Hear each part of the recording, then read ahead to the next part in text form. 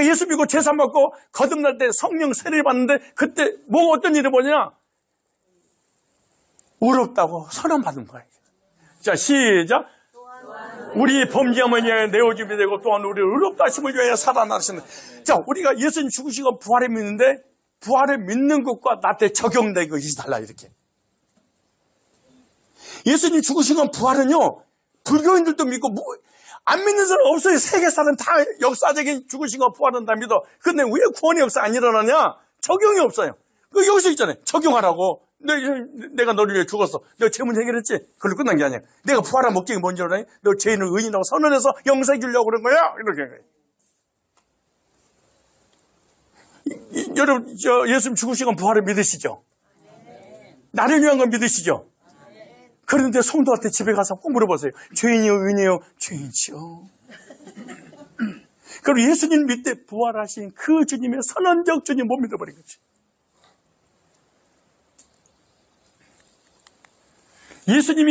예수님의 승천하심으로 우리를 의롭다 하심을 얻는 것인데 하늘의 법정에서 무죄 판결을 받는 거예요. 우리가 예수 믿고 죄사 먹을 때 법적으로 무죄 판결을 선언받은 거예요. 성경에 기록되기 전에 이 모세가 여호수아가 엘리야가 엘리사가 전했던 그 메시지가 하나님께로 왔다는 걸 확증시키려고 하나님께서 인장을 찍어준 거예요. 도장을 딱, 이 말씀은 내 거야? 라고 도장을 딱 찍어준 거예요. 이 말씀을, 그리고 성경 구약을 딱 닫아놨어요. 그리고 계시가 종결된 거예요. 그 계시의 내용이 뭐냐? 메시아를 보내주시겠다는 구약의 예언이에요. 구약의 예언은 다 메시아에게 이 집중은 재림에 대한 예언이 아니에요. 초림 예수에 대한 집중으로 구약의 예언을 다루신 거예요. 그리고 그 예수님이 신약에 오셨어. 신약에 오셔서 말씀을 전하는데 내가 메시아다. 안 받아들여. 그러니까 예수님께서 기적을 행했어. 기적을 행하니까 안 받아들여. 그러니까 예수님 이렇게 말씀하세요. 나를 메시아인 줄 못 믿겠고 내가 전하는 표적으로 내가 누구인지 믿으라. 그렇게 이거 주성인 거. 아하, 예수님이 전하는 이 기적을 믿으라는 얘기가 아니고 이 기적을 보여준 것은 내가 메시아라는 걸 믿어라. 이거 설명하는데 정말로 불편해. 성도들 너무너무 내가 불편해. 이걸 받아들이는 사람을 만나기가 너무너무 불편해. 자, 다시 보세요. 아니, 물이 변하여 포도주가 되겠어. 그럼 물이 변하여 포도주는 사건을 믿으라는 얘기가 아니고 예수님이 메시아라는 걸 믿게 하려고 이걸 줬는데 메시아는 가시 먹고 나 어제 기도하는데 물이 변하여 포도주가 되더라. 메시아인 걸 믿게 하려고 총병을 거쳤더니 나 병 고쳤다. 여러분 병 고침 맞으세요? 이래버리네. 그러니까 주관적 체험을 객관화로 시키면 안 된다는 거예요. 그게 틀렸다는 얘기가 아니고 주체가 바뀌어버렸다는 것을 지금 얘기하고 있는 거예요. 지금 은사가 잘못됐다는 게 아니고 주객이 전도돼서는 안 된다는 거예요. 성경에서 말하는 사도 누군가? 사도의 조건이에요. 자, 사도의 조건 간단하게 말씀드릴게요. 사도는 네 가지 요소가 있어야 돼요. 시간이 없으니까 빨리 알아두셔야 돼요. 여러분 사도시경, 사도의 네 가지 요소 중에 첫 번째 사도가 뭐냐? 예수님이 직접 뽑아야 돼. 이게 사도예요. 누가 직접? 예수님이 시간과 공간의 제한, 시간과 공간 속에서 뽑아야 돼. 근데 요즘 내가 목회자야. 기도하는 중에 주의 종의 길을 가거라. 안 그러면 얻어 터진다. 네, 떼지 마세요. 가겠습니다. 이렇게 가면 안 돼요. 이렇게 가는 게 아니에요. 사도는 예수님 직접 봐야 됩니다. 마가복음 3장 13절 15절에 마태복음 4장 19절에 두 번째, 사도는 예수님의 십자가 죽으시고 부활과 승천을 직접 눈으로 보여야 돼요. 근데 우리가 보는 환상, 입신 이렇게 보는 거 가짜예요. 세 번째, 기적과 능력과 이적을 행할 수 있어야 돼요. 능력과 기적과 이적을 왜 하느냐? 네 번째, 성경을 기록하라고. 왜 그러면 기적과 능력과 이적이 나타나는 이유가 뭐냐? 이유가 있으니까 아니에요. 그건 성경이 기록되기 전에. 이게 팩트예요. 성경이 기록되기 전에 하나님의 말씀이라는 것을 확증시켜 주시기 위해서 기적으로 도장을 찍은 거예요. 그래서 성경의 계시가 종결됐어. 더 이상 계시가 없는. 항상 복음을 전하는 곳에 앞장서서 말씀을 전하고 있는데 이제 사람들이 얘기하기를 그렇게 얘기를 해요. 맨날 그렇게 복음만 얘기를 하면 사람들이 힘들어한다. 어떻게 맨날 사람들이 복음만 듣고 사냐. 그래서 그렇게 얘기하면 목사님 사람들이 힘들어하니까 좀 이야기를 좀 돌려서 해야 되지 않겠느냐 얘기를 해요. 근데 주위에서 많이 사람들을 얘기를 해보면 어떤 제가 복음에 관한 얘기는 많이 듣는 것 같아요. About gospel. 예. 근데 직접적인 복음 얘기는 하진 않아요. 왜냐하면 그렇게 하다 보면 그게 좀 사람들한테 좀 상처가 될 수도 있고, 예, 그러다 보니까 그런 부분에서 항상 저한테 그런 많은 부담감이 있었어요. 예, 근데 저에게 주신 어떤 하나님의 부담감이 복음에 대한 어떤 원색적인 복음만이 지금 이 시대에 우리가 살아갈 수 있는 유일한 방법이라고 생각하기 때문에 이제 계속 그렇게 복음에 관한 것을 설교하는 것이 아니라 원색적인 복음을 나누기를 시작을 했고, 예, 그러면서 이제 저는 뭐 제가 이스라엘 주로 사역을 하지만 이스라엘 가든 다른 어딘 나라에서 티칭을 하고 하더라도 저는 복음에 관한 얘기를 하지는 않습니다. 예, 바로 복음을 얘기를 하죠. 예, 복음을 얘기를 하고 이제 그러다 보니까 이제 때로는 오해도 많이 받기도 하고 환영을 받지 못하는 경우가 많이 있어요. 예, 그런 의미에서 이제 항상 저는 늘 변방에 있는 어떤 그런 설교자구나, 어떤 주류에 낄 수 없는 그런 아웃사이더로서 그렇게 사역을 하는데 저는 거기다 참 감사했어요. 왜냐하면 제가 무슨 군중을 보고 사역을 하는 것이 아니라 하나님이 원하시는 것이 그것이기 때문에, 예, 그런 사역을 하게 되고 그런 가운데 이제 여기 EMI에 제가 처음 와게 됐는데 처음 와서 이제 공 목사님 그 메시지를 들으면서 제가 여러분 다 들으셨지만 공 목사님 하시기 전에 메시지는 되게 일반적인 메시지였어요. 그래서 그냥 와서 그냥 편히 듣고 그냥 쉬었다 가자는 메시지였는데 공 목사님이 와서 그 메시지가 복음에 관한 메시지를 예, 하기 시작하는데 저는 확증, 예, 제가 변방에 있다고 생각했던 것이 변방이 아니구나. 어떻게 보면 이게 가장 중요한 우리 신앙생활의 핵심적인 메시지구나라는 거를 제가 고 목사님이 계속 말씀하시니까 제가 너무 이제 컨펌 같은 그런 말씀을 하셔서 너무 위로가 되었고, 그래서 제가 제 아내한테, 왜냐면 저는 첫 번째, 두 번째 말씀을 드려서 전혀 뭐 메시지가 그냥 관한 메시지이기 때문에 관심을 그냥 귀로 들었는데, 그래서 받을 준비를 안 했거든요. 왜냐면 고 목사님에 대한 인포메이션도 전혀 없이, 예, 딱 들어갔는데, 복음의 메시지를 딱 풀어가시는 것을 듣고 제가 제 아내한테 성경 구절과 관련 구절을 다 받아 적어라. 예, 예, 말씀하시는 것들을 얘기를 했어요. 예, 그래서 우리 집사람이 그걸 다 받아 적기 시작했고, 그러면서 그 메시지를 통해서, 변방에서 사역을 하더라도, 그것이 진리면은, 그것을, 외롭고, 라고 생각하는 것이 아니라 오히려 그것에 대해서 끝까지 사수하고 나가는 것이 중요하다. 라는 생각을 하게 됐죠. 그래서 고 목사님 오셔서 말씀 전하시고 하신 것들에 대해서 정말 큰 위로와 또 이렇게 컨펌되는 그런 시간이 되었다고 말씀을 드리고 싶습니다. 저는 모태신앙으로 자라왔는데 항상 사람들이 당장 죽어도 천국 갈 수 있냐고 전도하는 분들이 그런 얘기를 들으면 항상 망설였어요.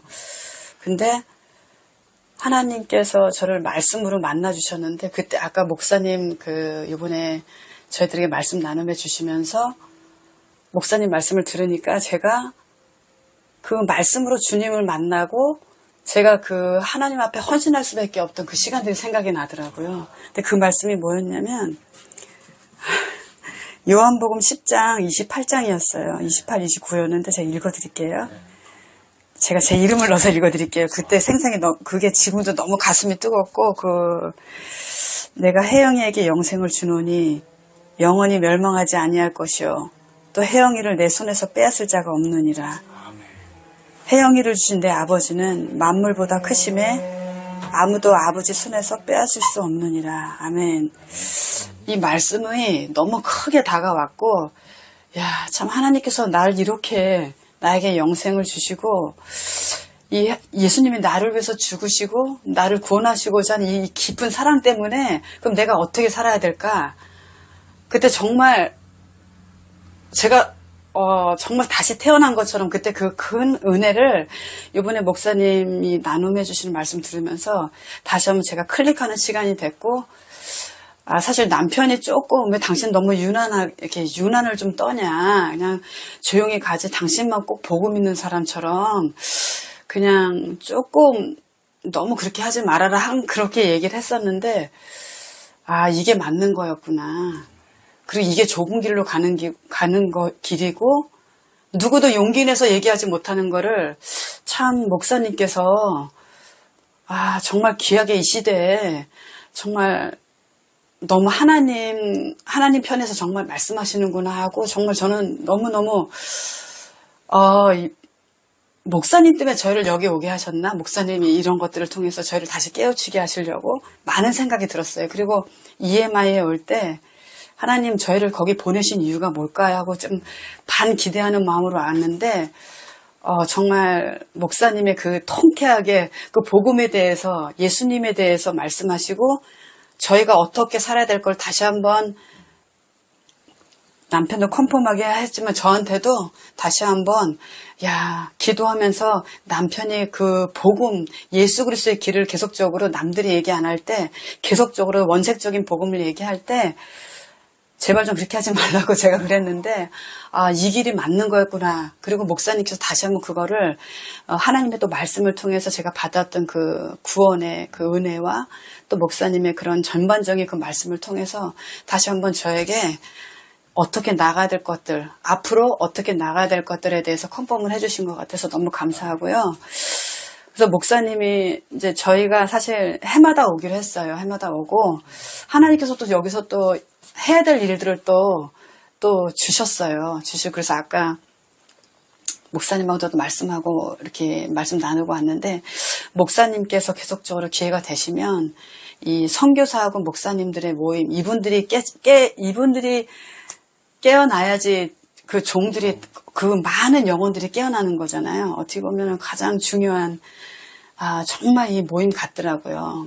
목회자, 선교사님들 그리고 다시 한번 이 복음에 대해서 저희들에게 같이 나눔해주고 또 같이 우리 선배로서 또 형제 자매로서 같이 해주신다면 정말 다시 한번 하나님이 기뻐하시는 그 일들이 세계 곳곳에서 일어나지 않을까 하는 기대감도 생기고 해서 정말 이 감사하다는 말씀을 꼭 전해드리고 싶었고 또 이렇게 함께 오신 집사님들 또 형제 자매님들 어떤 청년들 다 오셔서 또 저희를 정말 마음껏 섬겨주셨는데 정말 감사드립니다. 네, 그리고 앞으로 제가 그 성산교회죠. 계속 기도하고 저희도 유튜브를 통해서 또 그런 저희가 더 이렇게 더 충전도 받고 또 하나님 안에서 같이 협력할 수 있도록 저희도 노력하겠습니다. 감사합니다. 감사합니다.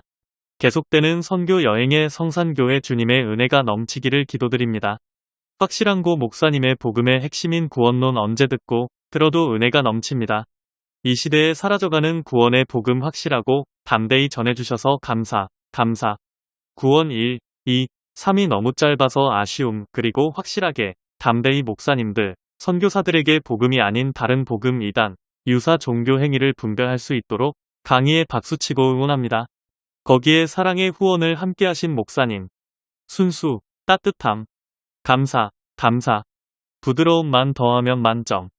다음에는 부드러운 만점을 기대하면서 의회 선교사님들의 감사 톡을 같이 올렸습니다. 11월 달 장로교 총회 때 박헌승 목사 전에 파리 도착. 목사님도 전 파리 도착하시면 나도 파리로 날아갑니다. 연락합시다. 강건하시길. 복음은 구원이다. 복음을 말하는 목사, 선교사는 많으나 복음을 전하는 목사, 선교사는 복음을 함께 전합시다. 안녕하세요. 저는 윈블던 코너스톤 교회를 섬기는 전공수 목사입니다.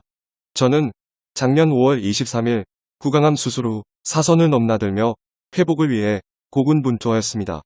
제가 가장 힘들고 어려움을 겪고 있을 때 고광종 담임 목사님을 비롯한 인천 성산교회 성도님들의 눈물과 기도 덕분에 제29회 유럽 목회자 선교사 세미나에 참여할 수 있어 너무나 감사한 시간들이었습니다. 제가 약 12시간의 수술을 받아야 한다는 이야기를 듣고 수술을 하기 전에 저의 삶을 돌이켜보았습니다. 가장 하고 싶고 가장 아쉬웠던 일들은 어떤 것이었는지 정말 흐르는 눈물을 삼키며 꼭 씹어보았습니다. 그것은 다름 아닌 목사로서 구원의 복음에 대해 고광종 목사님처럼 열정을 가지고 전하지 못했다는 아쉬움 때문에 너무나도 마음이 아팠습니다. 더욱 저를 힘들게 한 것은 2023년 전교인 수련회에서 구원에 관해 최선을 다해 5시간에 걸쳐 열강을 하고 집에 돌아왔는데 구강암이라는 청천벽력과 쓴 진단을 받았으니 구강암은 수술을 하고 나면 가장 좋은 결과가 수술 전 70%까지 회복인데 저의 설교를 교인들이 이전보다 70%밖에 못 알아듣는다면 과연 앞으로 목회를 할 수 있을까? 라는 생각을 하니 정말 앞이 캄캄했습니다. 2023년 전교인 수련회에서 전한 구원에 대한 강의가 나의 삶의 마지막이었다는 생각에 너무나 아쉽고 가슴이 미어지고 찢어지고 후회스러워 눈물만이 흘러내렸습니다. 그러나 하나님의 놀라우신 은혜로 저는 수술 후 너무나도 잘 회복되었기 때문에 사람들은 수술한 사람으로 제가 말하지 않으면 모를 정도로 회복하게 하신 하나님께 감사와 찬양을 올려드립니다. 저를 하나님께서 완벽하게 회복시켜 주신 이유는 이곳 영국 런던에서 고광종 목사님처럼 구원의 복음을 죽을 때까지 전하라는 명령인 줄 알고 지난번 부활절 전교인 수련회에서 오직 믿음으로라는 주제로 수련회를 잘 마쳤습니다. 금번 고광종 목사님께서 제29회 유럽 목회자 선교사 세미나에 오셔서 구원론과 신사도에 대해 열강을 하셨습니다. 언제나 듣는 목사님의 열강이었지만 저는 목사님께서 강의하실 때마다 얼마나 감격스러운지 혼자 울면서 감사하면서 사명감을 불태우면서 들었습니다. 죽음의 문턱에서 가장 후회되는 것은 하나님의 위대한 선물인 구원의 복음을 세상 사람들에게 올바르게 전하지 못하고 죽게 된다는 아쉬움이었습니다. 똑같은 메시지 같지만 해마다 목사님의 강의는 업그레이드된 강의를 하시기 때문에 늘 새롭게 느껴질 아니라 복음의 불길이 용솟음 치듯 쏟아오름을 경험했습니다. 이번에 저는 고광종 목사님의 강의를 통해 정말 많은 도전을 받았습니다. 그래서 저도 목사님처럼 구원의 복음을 더욱 발전시켜 할 수 있으면 많은 사람들에게 전하겠다는 다짐을 했습니다. 고광종 목사님과 인천 성산교회 성도님들께서 저의 수술과 회복 그리고 사역을 위해 늘 염려해 주시고 기도해 주셔서 다시 한 번 더 진심으로 감사의 인사를 드립니다. 영국 윈블던 코너스톤 교회 전공수 목사 올림 고광종 목사님의 구원론 강의는 제게는 매우 명쾌했습니다. 구슬이 서 말이라도 꿰어야 보배라고 하지 않습니까?